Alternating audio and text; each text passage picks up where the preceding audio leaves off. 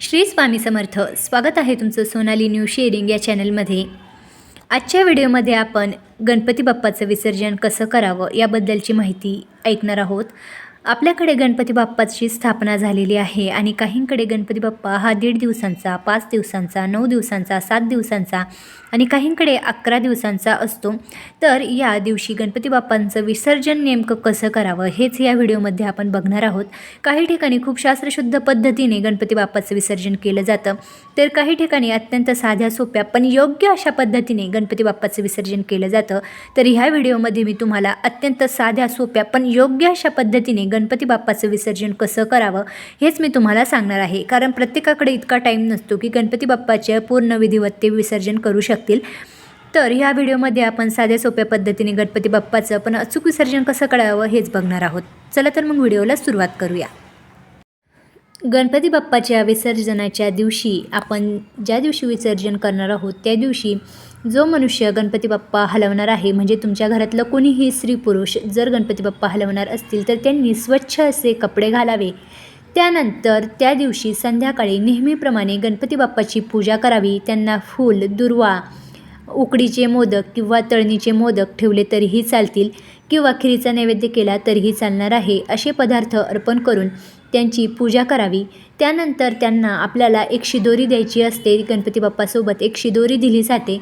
त्यामध्ये तुम्ही गूळ खोबरे किंवा तिळाचा लाडू देऊ शकता किंवा तुम्ही घरामध्ये केलेला भाजीपोळीचा आणि एखाद्या गोडाचा पदार्थ म्हणून ही सुद्धा शिदोरी तुम्हाला गणपती बाप्पासोबत द्यायची आहे.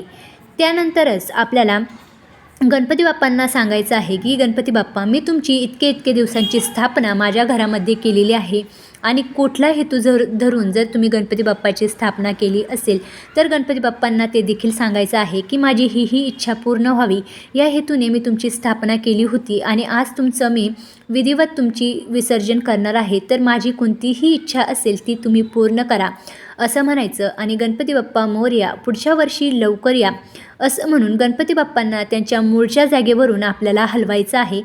त्यानंतर गणपती बाप्पांना आपल्याला हातामध्ये घ्यायचं आहे आणि आपल्याकडं त्यांची पाठ करायची आहे आणि तोंड समोर करायचं आहे. असं करून आपल्याला गणपती बाप्पांना एकदा आपलं पूर्ण घर फिरून दाखवायचं आहे. त्यानंतर आपल्याला गणपती बाप्पांना निरोप देण्यासाठी तलाव, विहीर किंवा ज्या पण ठिकाणी सोय केलेली असेल तिथं आपल्याला घेऊन जायचं असतं. तर जेव्हा आपण गणपती बाप्पांना घर दाखवून पुढं जाणार असतो तर आपल्याला चुकूनही मागं वळून बघायचं नाही. गणपती बाप्पांना घेऊन आपल्याला थेट जिथे विसर्जन करायचं असतं तिथं जायचं आहे. गणपती बाप्पा मोरया, पुढच्या वर्षी लवकर या असे म्हणत गणपती बाप्पांना विसर्जन करण्याच्या ठिकाणापर्यंत न्यावे. तेथे गेल्यावर पुन्हा गणपती बाप्पांची पूजा करावी, दुर्वा फुले व्हावीत आणि आरती म्हणावी आणि गणपती बाप्पांना प्रार्थना करावी की ह्या दिवसांमध्ये मी तुमची मनोभावे पूजा केलेली आहे, तुम्हाला नैवेद्य आणि प्रसाद अर्पण केलेला आहे, तुमची आरती देखील केलेली आहे. यामध्ये माझ्याकडून काही चुकून झालं असेल तर मी तुमचा अज्ञानरूपी बाळ आहे. माझ्याकडून चुकीने जरी काही चुकी झाली असेल तर तुम्ही खूप मोठ्या मनाचे आहात.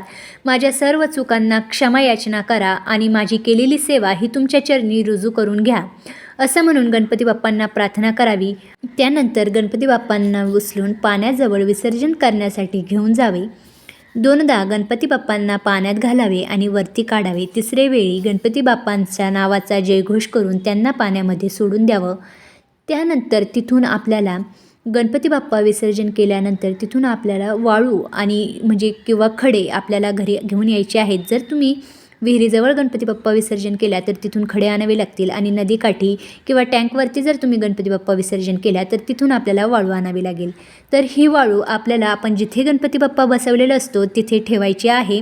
कारण आपण जरी गणपती बाप्पाचं विसर्जन आज केलं असलं तरीही ते त्या दिवशीपर्यंत आपल्या घरामध्ये विराजमान असतात. म्हणून ही वाळू आपल्याला गणपती बाप्पा विसर्जन केल्याच्या म्हणजे जी जागेवर आपण गणपती बाप्पाची स्थापना केली होती तिथे आपल्याला ती वाळू त्या दिवशीपुरती ठेवायची आहे. दुसऱ्या दिवशी आपल्याला ती वाळू घरामध्ये चहूक बाजूला शिंपडून द्यायची आहे. तर काही ठिकाणी ही वाळू घरामध्ये न शिंपडता त्या वाळूची पुडी बांधून ती अन्नधान्याच्या कोठ्यांमध्ये सुद्धा ठेवली जाते, जेणेकरून अन्नधान्यांची कमतरता पडू नये. आणि ही वाळू घरातील चारही बाजूला शिंपडली जाते. असं म्हणतात की यामुळे घरामध्ये जनावरांची भीती राहत नाही, म्हणजे साप विच्छू काटे यांची भीती राहत नाही आणि गणपती बाप्पाची कृपा ही आपल्या घरावर राहते. त्यानंतर गणपती स्थापनेच्या दिवशी आपण जो कलश भरून ठेवलेला असतो त्या कलशातील नारळाचं काय करावं, तर तो कलशातील नारळ ज्या दिवशी आपण गणपती बाप्पांचं विसर्जन करणार असतो त्या दिवशी तो नारळ आपल्याला फोडून त्याचा प्रसाद म्हणून वाटायचा असतो. त्याचबरोबर त्याची तुम्ही खिरापत केली तरीही चालणार आहे. आणि अशा अतिशय साध्या सोप्या पद्धतीने आपल्याला गणपती बाप्पांचं हे विसर्जन करायचं आहे आणि त्यांना निरोप द्यायचा आहे आणि पुढच्या वर्षी लवकर या म्हणून आपल्याला त्यांना विनंती देखील करायची आहे. या व्हिडिओमध्ये मी तुम्हाला अतिशय साध्या आणि सोप्या पद्धतीने गणपती बाप्पांचं विसर्जन कसं करावं हेच सांगितलेलं आहे. भेटूया पुढच्या आणखीन एका व्हिडिओमध्ये नवीन माहितीसोबत. तोपर्यंत श्री स्वामी समर्थ.